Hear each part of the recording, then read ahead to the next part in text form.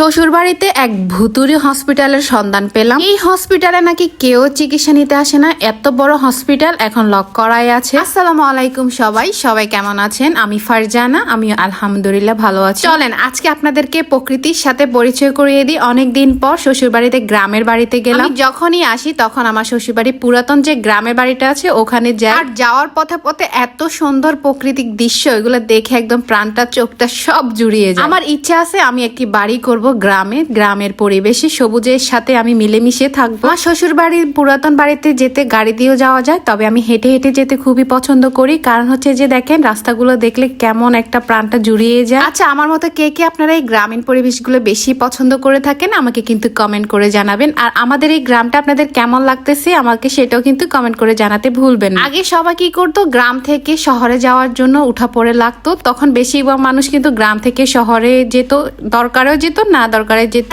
এখন কিন্তু সময়টা একদমই চেঞ্জ হয়ে গেছে। এখন কিন্তু মানুষ শহর থেকে গ্রামে বেশি বাড়ি ঘর করতেছে। মানুষ কিন্তু এখন গ্রামের প্রতি আরো বেশি ভালোবাসা মানুষের বেড়ে গিয়েছে। আমার শ্বশুর বাড়ি পুরাতন গ্রামে কিন্তু গাড়ি দিয়ে যাওয়া যায়, তো আমি চাচ্ছি না যে গাড়ি দিয়ে যাব, আমি হেঁটে হেঁটে যাব এই প্রাকৃতিক পরিবেশটা উপভোগ করতে করতে। আর আপনাদেরকে একটা ভুতুড়ি হসপিটাল দেখাবো ওই গ্রামের। এটা হচ্ছে আমার শ্বশুর বাড়ি গ্রামের ছোট দলীয় সরকারি প্রাথমিক বিদ্যালয়। এটা একটা স্কুল। এটা আবার ভুতুড়ি না, এখানে সবাই পড়ালেখা করে, বাচ্চারা মানে প্রাইমারি স্কুল, সবাই এখানে পড়ালেখা করে। তো আমরা বিকাল টাইমে যাওয়াতে স্কুলটা তখন অফ ছিল। স্কুল হসপিটাল একদম আমার শ্বশুর বাড়ির পাশেই। তো আমি আসি শুধু প্রথমে এইগুলো ঘুরে ঘুরে দেখি, আমার অনেক বেশি ভালো লাগে। এখানে এখন আমি একটা ভ্যান গাড়ি দেখছি, আর ওখানে কোনো লোক নেই, সেই জন্য দিছি দৌড় আমি এই ভ্যান গাড়ির মধ্যে বসার জন্য। ভাগ্যিস তখন বিকাল টাইম ছিল, ওই গ্রামে তেমন লোকজন ছিল না। যদি থাকতো বলতো যে এর বউটা এরকম টাং টাং কেন করতেছে। গ্রামের বউরা বেশি এরকম লাফালাফি কিন্তু করতে পারে না, করলে আশেপাশে লোকজনে অনেকজনে অনেক কথা বলে থাকে। তবে কিন্তু আমার বেলায় ভিন্ন, আমি যেমন ইচ্ছে তেমন চলতে পারি। আমার শাশুড়ি কিছু বলে না, আমার হাজবেন্ডও কিছু বলে না, আমি আমার মতো করে ঘুরতে পারি। এরকম পরিবেশ, এরকম একটা ভ্যান গাড়ি দেখলে কেই বুঝবে না বলেন তো? তো চলেন আপনাদেরকে ভুতুড়ি হসপিটাল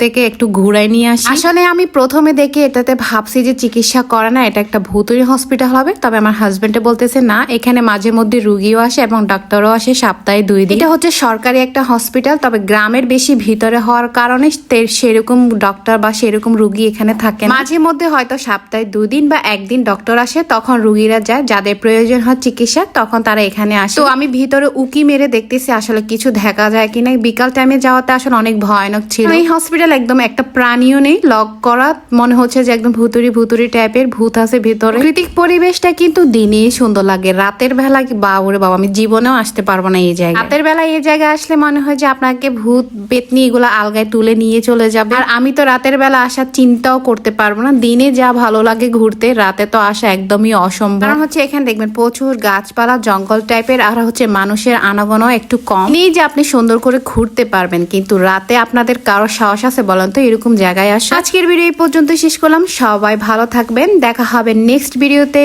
আল্লাহ হাফেজ।